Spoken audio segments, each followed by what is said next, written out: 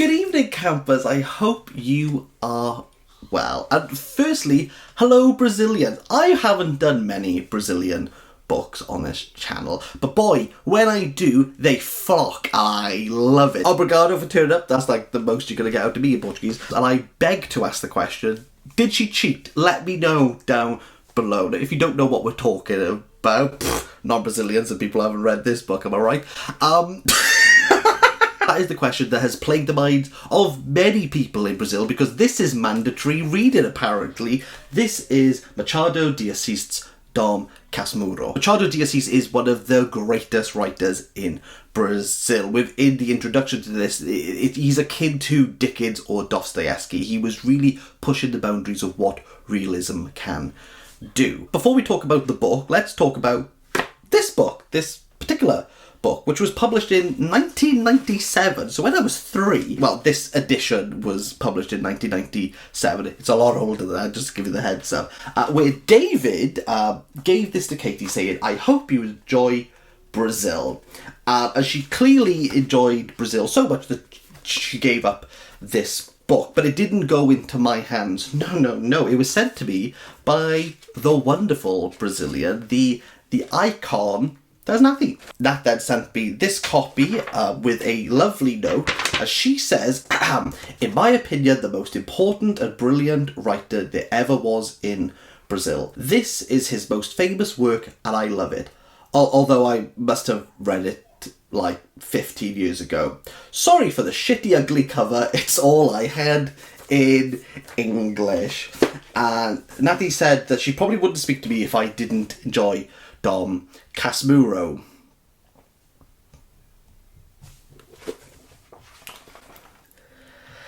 Well, there's one way to lose a friend, eh?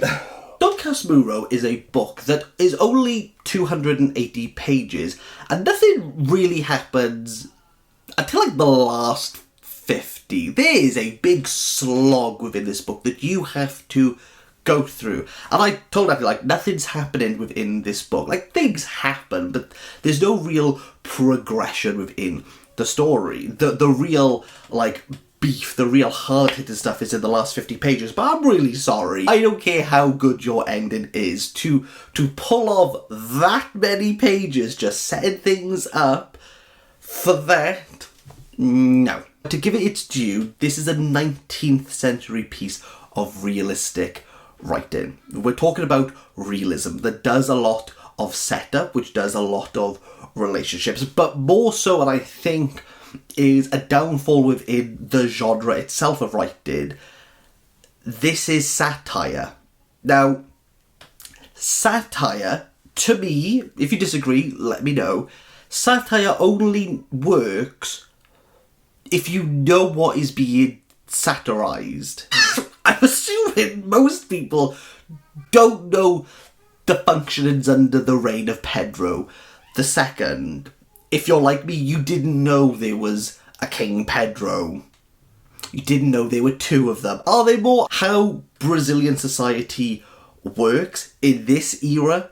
I have not the foggiest, so I don't really know what is being made fun of, what is being subverted, what is being hyperbolized. I'm not entirely sure, but we'll give her a go. Dom Casmurro is an elderly man who is going to recount, this is his memoir per se, his life, about his relationship, about his marriage, and the subsequent betrayal that he believes happened to him. Dom Casmurro spends the majority of his time narrating from the 1850s within his youth, and then after like 120 pages so, we move into the 1890s, and that shift, that gap within time is absolutely significant to where the revelations start to appear. Not metaphorically, they literally appear in front of him. Some people would call Dom Casmurro an unreliable narrator, being that his narrative is completely unreliable just based on who he is. I would argue that isn't actually the case, and I don't think that is the best way to sum up Dom Casmurro. Who is Dom Casmurro? Casmurro within Portuguese means a lot of different words, but it's a nickname given to Bento. Now, Bento, why was he called Dom Casmurro? He's self-absorbed. He's very insular in his viewpoint, and that's where Casmurro comes from. There's many other interpretations. That's the one I'm going to go with. Dom is a regal title, predominantly reserved for the emperor, so therefore he's like the king of being self-absorbed, and Bento completely indulges in his own narrative, so much so that he tells the reader, you know what, don't even look it up in the dictionary what Dom Casmurro means. Let me tell you what it means. So Machado de Assis throughout this writing breaks the fourth wall, telling you, you don't need this piece of information, or I'll tell you that a little bit later on. One of the most painful ones is where is where Machado says, reader, you're probably finding this a little bit boring.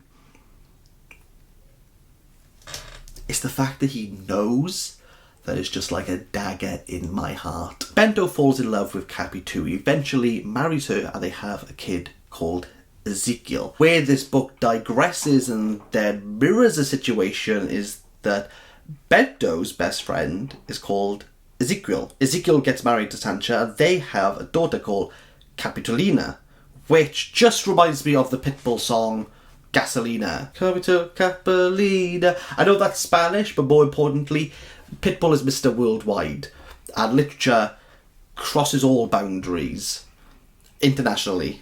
Just like Pitbull, who's not Brazilian. This is like a really bad reference, but I'm sticking with it. Moving swiftly on from Pitbull, Ezekiel, Bento's friend, not his son, dies. Shock horror. There is a funeral, and at that moment, Dom Casmurro, Bento, realizes that his son Ezekiel's very similar to his friend. And there's a previous chapter where Bento asks, could he marry Capitu? And she says, well, no, but you could christen my first child. This is before they married. Many numerous circumstances and conversations that Machado de Assis has laid out for us at this point makes us, the reader, question, well, has Capitu been unfaithful within their relationship? Bento will ultimately send Capitu, their son, to Europe, and he's ruminating over this. 40 years later, 1890, Ezekiel will come back to Bento. Now, Bento, again, we've acknowledged he's self-absorbed. He's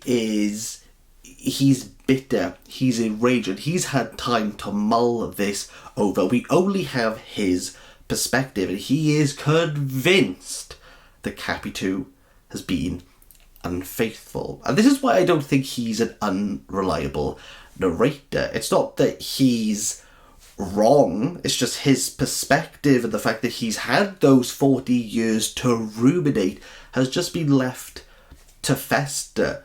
We all have beliefs and perspectives that we believe are intrinsically true. Like, we fall on our sword. It doesn't make us unreliable. It might make us a little bit jaded. Maybe you might want someone else's perspective on it to waver some of those inhibitions within you to let go. But I don't think it's unreliable. Bento does negate or refuse to give some details, yes, but I think that's quite realistic for that's a good pun. That's a slight one, but I like it. I don't think that makes him unreliable. It's a similar argument I made with Julia Barnes's The Sense of an Ending. I'll leave that review below. Everyone says that narrator is unreliable, but I don't think he is unreliable. I think Machado, in the best way possible, allows Bento to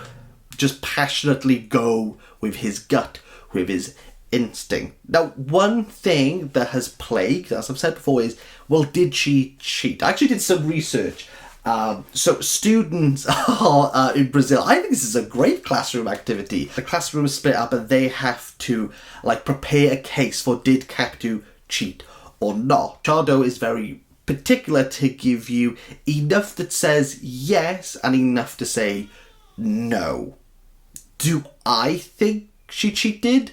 I don't think she did. I think if she did, I don't think the question is illuminated. I think there's that want to prove her wrong. I think it's that paranoia that Machado builds up within this book that allows those very interested conversations. If you had a book club, this would be perfect for getting conversation because it's so equally weighted. Like, if a question in literature has been around for more than 100 years, you'll get people to muster up a for and against. I don't think she did, but I want to know what you know. I want people to read this just to get in that did she, didn't she. The last 50 pages are spectacular. I think the last 50 pages are great, but I'm really sorry, but like the like what comes before the setting up, although you need that in order to make those 50 pages great,